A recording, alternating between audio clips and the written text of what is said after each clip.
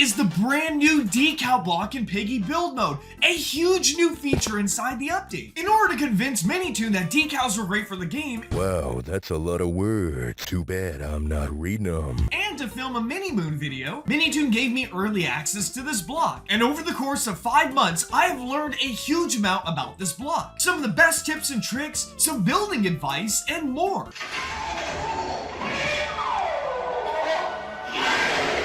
So today, I'm here to share all my secrets, so make sure you watch this video before you build with decals. That's right, the decal block allows you to have images inside of your map. First, if you want to have a decal in your map, here's what you gotta do. The first option is you can use the brand new built-in decal menu to just search up a certain decal, select it, and boom, it'll be inside your block. However, if you want to upload and have your own decals inside your map, here's what you gotta do. Now, if you're on PC, first you're gonna go to the Create tab, then you're gonna click on Dashboard, next you're gonna click on Development Items, and then along this row here, you're gonna click on Decals. Next, what you're gonna do is you're gonna click on Upload Asset, then when you're on this page, you're gonna go ahead and just click Upload, then go ahead and just select your image, make sure it says PNG at the very end. Now that you have your image, you can just go ahead and title it whatever you want, thumbs up, and then just go ahead and click upload. Your image will take a little bit to process, but once it's ready, you can just go ahead and click on open asset details, and boom, there's your image. Now just go up to the URL, double click on this number,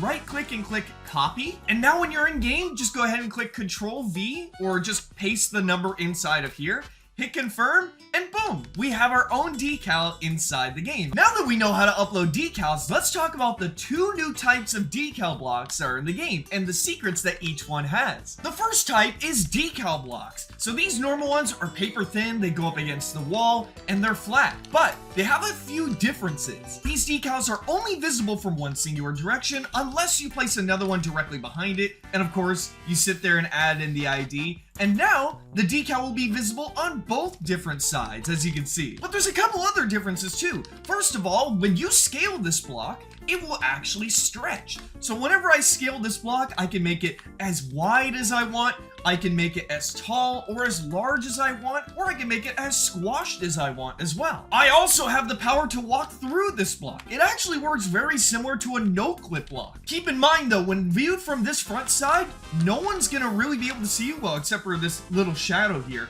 But if people are looking at you from the other side, they can definitely see you. Now, another very important thing that this block can do is that it also supports transparency. This means that any image without a background will be completely transparent. You'll be able to see directly through it. The decal block also has an additional setting that's super helpful. First, if you enable this setting, when you go to scale the block, instead of it stretching, it will actually duplicate the decal. This is a really handy feature if you want to have a bunch of flat decals without having to place a million separate decal blocks down. You can recolor these blocks to whatever color you want. If you want your decal image to just be a normal color, all you have to do is just go up to this corner here, click on the white color, and then just paint it. And it'll be the original color that it was meant to be. But maybe you want to adjust it to a slightly different color or whatnot. Maybe you'll want to change it to green. So you just simply paint it, and boom, it is completely color changed. But it doesn't just work on colors either. It also works on textures. I recommend that you set it to the white color, and you also set it to neon. Don't worry, it's not going to make your image glow or anything like that. Now, there is one more thing you can do with decal blocks, is that in the settings, you can actually set the opacity. Setting the opacity to 100 is going to make the image fully visible, but when you lower the opacity to something like 80, you're going to notice a very interesting change. As you can see, now I'm able to kind of see through this image a little bit. And the lower the opacity you set this to, maybe we set it to 30, the more this image is going to become more transparent and more that you can actually see through it. Our next block, which is the texture block. First and foremost, unlike the regular decal block where you can just walk through it, this works like a solid normal block. So I can stand on top of it, but I cannot go through it. Compared to the decal block where I can only have one singular image on one side, with the texture block, when I insert this decal ID, it'll actually show the image on every single side. Unlike the decal block, where if you scale this block, it'll actually stretch out the image. When you scale a texture block, it will simply duplicate the image over and over and over again. For example, maybe I want to give myself a pizzeria arcade floor.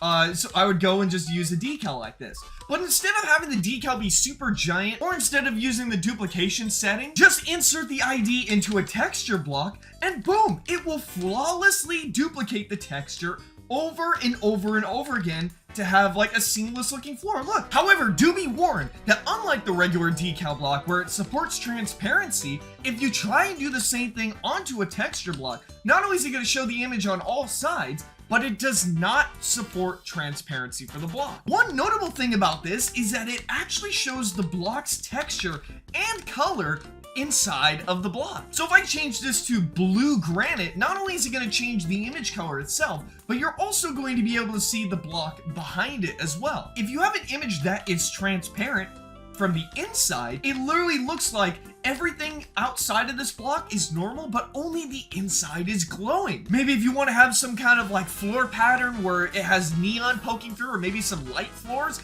that would be crazy. Now, if you want to skip to the tips and tricks, you can go here, but there are some things you have to be very careful about when building with decal blocks. First, let's just say the decal I want to use kinda doesn't really work out with the texture block. So instead what I want to do is maybe, for example, I want to have it as one giant decal block.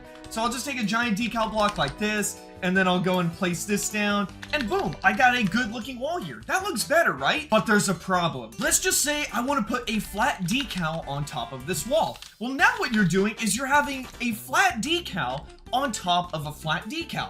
Sounds pretty fine, right? I mean, look, it looks perfectly fine. But what you don't notice is that from certain angles, this will become completely invisible. You can see from this angle, it looks perfectly fine, and then it just all of a sudden disappears. It is completely random. You can have it just perfectly fine from this very thin angle, but then sometimes at different angles, it's just completely gone. Now, don't worry, there are two different fixes for this. The first fix is that if you go to the main walls decal itself, and you lower the opacity a little bit to maybe like 80, you will no longer have this issue. In fact, it looks very similar.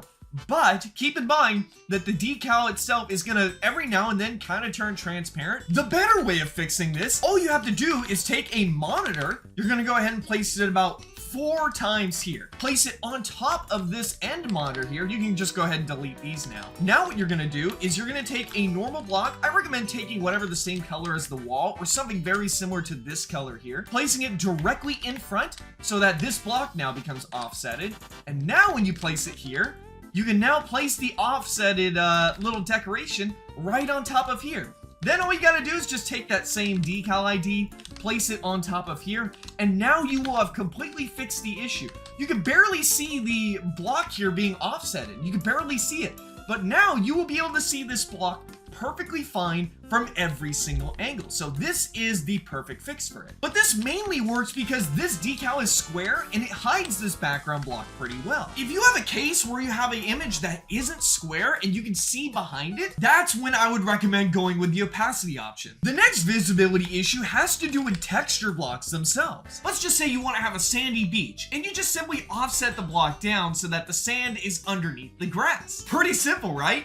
Wrong. You see, it may look completely fine up close, but when you go from farther distances, you start noticing Z-fighting, which normally doesn't make sense because it's offsetted under that. How does that even work? It's because these blocks have to be offsetted very specifically. So you may try a couple more monitor offsets a little bit down, but no, from farther distances, it still has the clipping issue. So when it comes to stuff like this, the best way to fix it is to simply have a larger offset. For example, with these basketball cages. And then now when you go ahead and zoom back out, you'll be able to see that everything is perfectly fine without any Z-fighting involved. But don't worry, if you don't expect players to be from far distances away, if you only expect them to be up close, you will not have to worry about this issue. And you can just do the smaller offsets like normal. Now the next issue is, remember how I said decals cannot be visible from certain angles? Well, that doesn't show itself more than the acid death cutscene inside the death block. As you can see, these decal block ceilings look perfectly fine. That is until I fall in acid, and look, all of a sudden it starts Z-fighting and disappearing. The best way to fix it is just to take 4 monitors, take your decal block, and then just have it go upside down like this.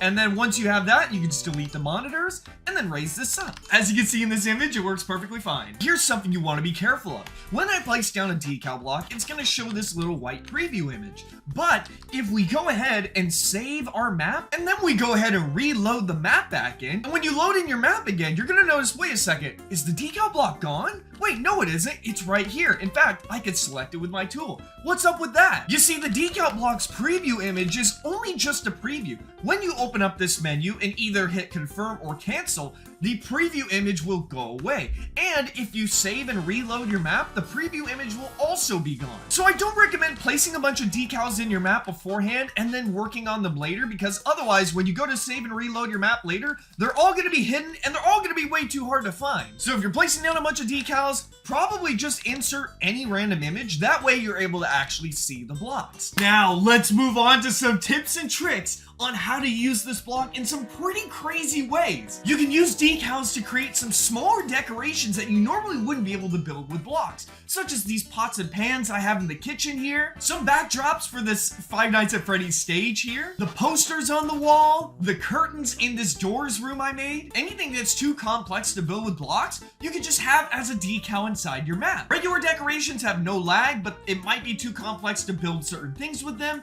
whereas decal blocks are easier to build specific decorations, but they are a little bit more laggy. So use decals sparingly. In this clip, I have an Uncle Samsonite door domain, and I wanted to make it look like it was infinitely going up in the sky. So all I did was take a screenshot of my map that I had here. I went in Photoshop and expanded smaller and smaller, and then I simply inserted that as a decal inside of my map, and now you have a full-on illusion that makes it look like it goes up infinitely. But best of all, decals have the ability to be powerful, which is massive. Here's some cool examples to build. Now you can have a real Super Mario question mark block in your map. First, place down two separate texture blocks. Have one of the decals be the Mario block. If you want the ID, it's right here. And have the other decal be an empty version of this block. Place down a NOT gate. You can basically just have this under your map or basically anywhere. Connect the NOT gate to the regular question mark block. Then take a half slab and put it under this block. Place a touch trigger underneath onto here. Delete the slab. Set it to whatever settings you want. Just make sure stay on forever after touching is enabled. Connect this touch trigger to the NOT gate down here and this new empty block as well. Raise the touch trigger up like this and move the empty block inside of the regular block. Now add a sound block. Go ahead and go inside and click sound ID, and you're just gonna go ahead and set it to this sound ID here. Connect the touch trigger to the sound block. Place the sound block inside. Finally, let's make our coin. You're gonna go ahead and place a slab here. Place a regular decal block here. Delete the slab. Move the decal upwards and right halfway inside of the block right here. Go on the other side, place another decal block so that it's visible on both sides here. Then change the ID of each decal block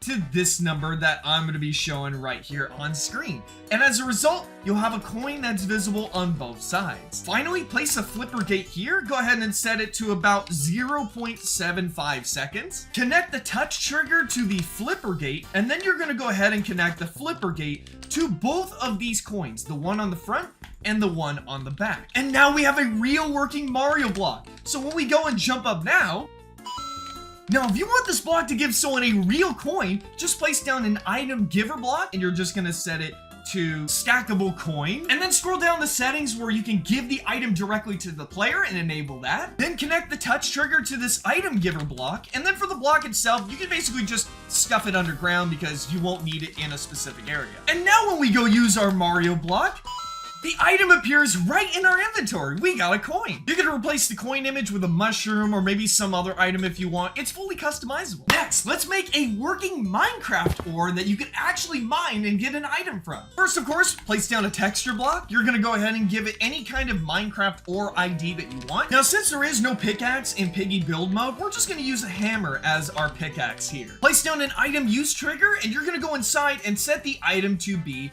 hammer. I recommend hiding the item bubble, keep time active for 0, enable item reusable, make sure the item use count is set to 1, and keep amount required to 1. Again, we're gonna place a NOT gate connected to our ore, and then we're just gonna take this NOT gate and stuff it underground. Take the item use trigger, connect it to this NOT gate, place a sound block, make sure the sound is set to max level, and go ahead and go to sound ID, set it to this number, disable looping, connect the item use trigger to this sound block, then move the sound block inside, move the item trigger inside inside of the block as well. Place down another item use trigger. You're just gonna go ahead and set it to whatever item you want it to be. Maybe you want to use a blue key as your diamonds. Enable the setting that gives it directly to the player. Connect the item use trigger to this new block. Take this item and stuff it underground. Move these 2 blocks inside of here like this. So now when I pick up my hammer, aka my pickaxe, watch what happens. I got my diamonds. Here they are, right in my inventory. Now, I'm gonna show you guys one more trick that becomes even cooler than what I've just shown you. You can create GIFs and videos inside your Piggy build mode maps. Let's start simple with the 2-frame animation. First, you're gonna get 2 different decals that are basically the same exact size. They're basically the same image, but very slightly different. So for example, on this image right here, he's taking 1 step forward with 1 leg, and in this image, we have 1 step forward with the other leg. So that way, when they eventually combine, it'll look like they're walking. They're basically just walking. So that way, when they're combined, it'll look like they're walking. But let's animate it. By the way, if you want the IDs for this is the ID right here, and this is the ID right here. First, we're gonna place down our power source, whatever you want it to be, a looper, and then a NOT gate. Connect your power source to the looper, connect the looper to the NOT gate, and then connect the NOT gate to whatever frame you want to be first. So I want him to be stepping forward first, so we're gonna connect it to that. And whatever frame you want to be second, you're just gonna go ahead and connect the looper directly to it. Set the loop repetitions to 0, and then this number is gonna determine how fast the loop is. For me, I think I'm gonna have it set to about 0.7. Then finally, take your frames and move them into the same area. So now we got our guy standing right here, and when we power on this lever here, it looks like he's actually moving. Like, is that cool or what? But when this power source is off, I don't want him to just stay here. I want to make it so that he appears and disappears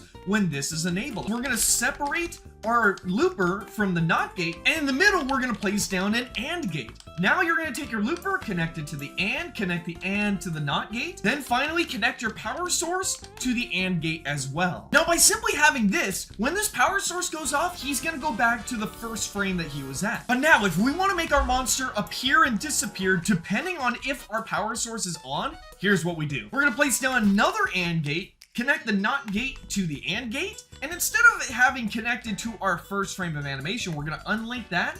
We're going to instead connect our AND gate to here, our first frame of animation. Then instead of connecting our looper to the second frame, we're just gonna take our first AND gate and connect it to the second frame. And then finally connect this lever to the other AND gate as well. Then just simply move your frames back into place. And now when you flip on this lever, the monster will appear and he'll start moving or whatever animation you wanna have it be. And when you shut this lever off, he will be gone for good. Let's try out a 4-frame animation of this monster walking. We've placed down an XOR gate for every single frame that there is. So we have 4 here, and now we got 4 here. And now what we're gonna do is we're gonna place down a timer for all of these XOR gates except for the first one. We're gonna take our power source, whatever it may be, and we're gonna connect it to both the XOR gate, the first one, and the first timer. Then for the first timer, you're gonna connect it to the current and the previous XOR gate. And then you're gonna connect it to the next timer.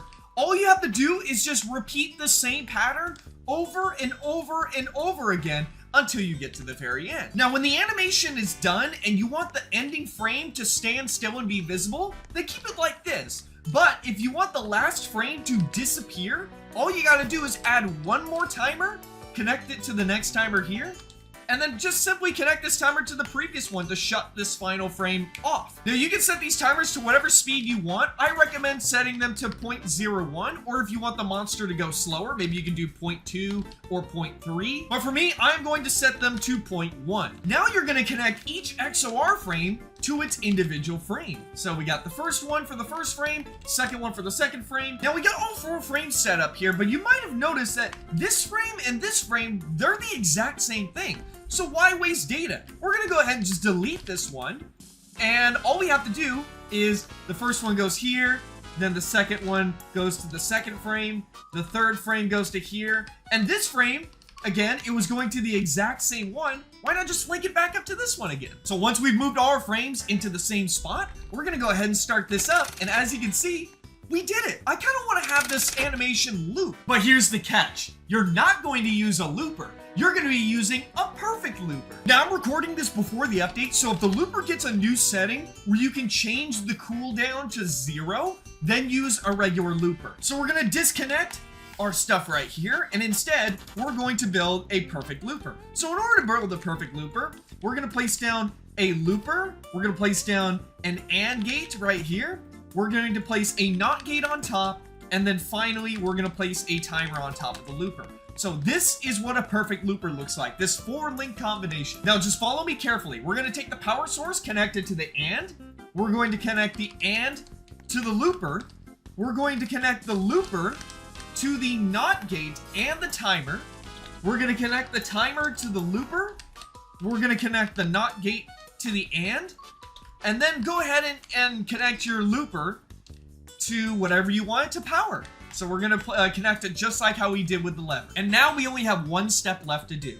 We're going to time it. So how many timers do we have? We got 1, 2, 3. Now we're not gonna count this one at the end because it does make our one disappear. In fact, since we are having a perfect looper, we don't even need this one anyway, since it's going to loop. So we have 3 timers here. So we're gonna go ahead and look at each timer. 0.1, 0.1, and 0.1. That equals up to 0.3. So our number is 0.3, but the last thing we're gonna do is we are going to pretend that we have one more timer and we're going to instead make it 0.4. So we're gonna go into our timer and we're going to set this to 0.4. Now, if each timer was instead set to 0.2, all you would have to do is just total it from there. So 0.2, 0.2, 0.2, that equals 0.6. And then you pretend like there's one more timer and then it becomes 0.8. And then you would go into this looper timer and put 0.8. So now when we go and enable our perfect looper, you can see he's looping perfectly here. And you can see each frame is playing separately one by one. Now keep in mind, build mode is a bit wonky. It can't handle 0.1 second speeds right now, but it's still something that's a little bit necessary if you want to have stuff move at a normal speed. So if you don't want the flickering, you can set it to 0.2. So now, as you can see, he moves a lot more consistently, no more frame skips, but he does move a bit slower. So you do definitely want to keep that in mind. We can take it one step further. Watch this.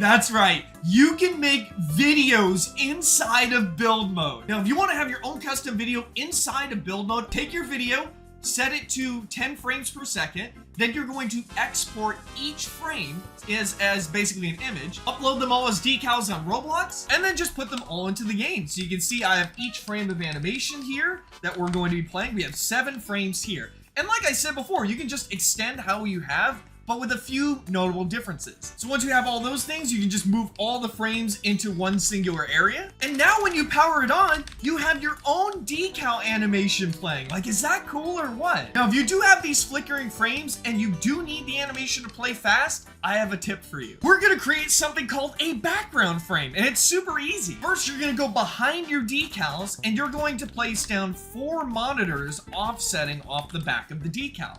Then what you're gonna do is you're going to take your actual decal block itself, make it face forward onto those monitors. Now you can just delete the monitors if you want. Make it the same exact size as your other decals, and now we have a background frame. So we're gonna just take our very first frame of animation. So this is the very first frame here. Or you can just add in whatever frame shows up the most in your animation, blah, blah, blah. But now we have our solid background frame.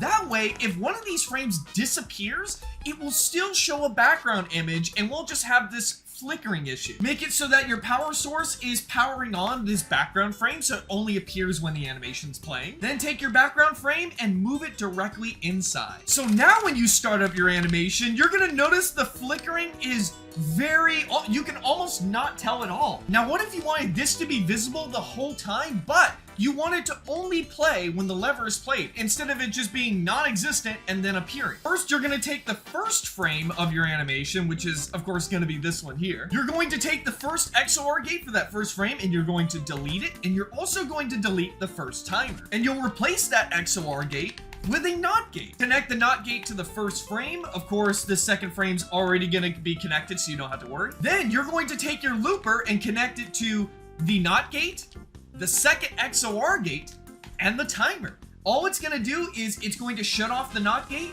enable the second frame immediately, and then start up the timer for the rest. So now, as you can see, our animation is fully visible, but it won't start playing until we actually hit the lever, and then it does. And then when we go ahead and shut this back off, it'll go back to the first frame. Now you probably noticed that before the game starts, the animation kind of sort of already plays, and that's actually because of good Z fighting. So you can sort of do the same thing by just combining two different images and having your own like little funny looking GIF that actually moves a little bit faster, and you don't even have to have links. The final trick I'm going to be teaching you guys is how to make animations fade in and out. First, you can keep whatever opacity if you want, like keep it solid. Then what you're going to do is slowly start dropping the opacity. So maybe we set this one to 75 so it's more transparent, and then we set this one to 50, and then we set the last one to 25 so it's starting to be really invisible here. So for our first frame, he's visible. Second frame, he's starting to go away. Third frame, he's almost gone. Fourth frame, he's really almost gone. And now for our fifth frame, we're just simply going to delete this because we want him to just not be visible at all. And then what we're going to do is maybe we'll have him reappear. So we'll go ahead and do basically the opposite. So we'll have him slowly start coming back by just linking these up like this. So we're gonna go here, and then finally, he's back just like that. And now we're gonna make our Ghost Freddy disappear. You can see he's fading in and out just like this. I have one more warning to give. I recommend not uploading images or decals of real people, or at least anything that looks like real people, because you can come at risk of your account, your Roblox account, getting warnings or possibly bans. As you can see here, I got a whole bunch of warnings. Thankfully, I was able to appeal all of them successfully, but there's no guarantee that you can get appealed as well. Primarily, the issue is that Roblox thought I was uploading images of real people. It's literally the chicken jockey. But my point is to just be very careful. I recommend not risking it and uploading stuff that looks like real people. Let me know in the comments if you have any other decal tips and tricks, but I'm actually covering the rest of the build mode update content right now, so go check the channel and have notifications turned on so you can see more guides on the new update content. And of course, make sure you subscribe.